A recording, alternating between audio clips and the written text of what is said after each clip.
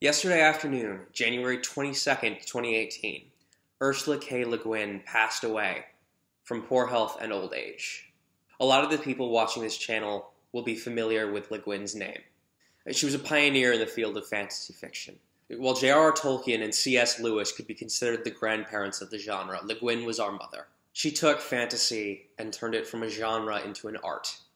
It's been a very long time since I've read any of Mrs. Le Guin's books, but I still remember the first time I opened my copy of The Tombs of Atuan, immediately after finishing The Hobbit, and deciding I needed more.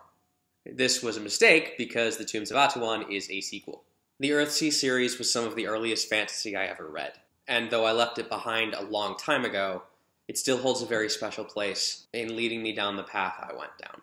Without the works of Mrs. Le Guin, this channel would not exist, and neither would any of the books on it. If you've ever read anything by Neil Gaiman or Salman Rushdie, then you're one of the lives that her work has touched.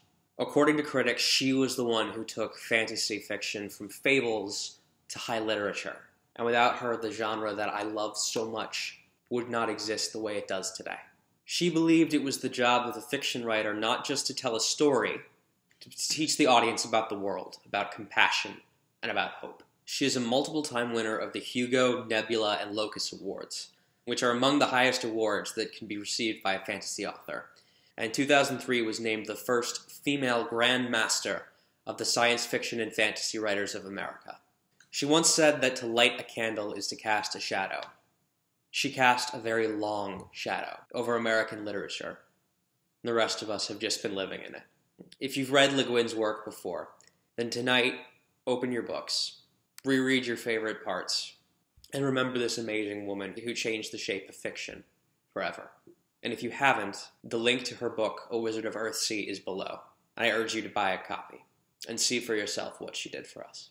How did you discover the works of Ursula Le Guin? What were your first thoughts?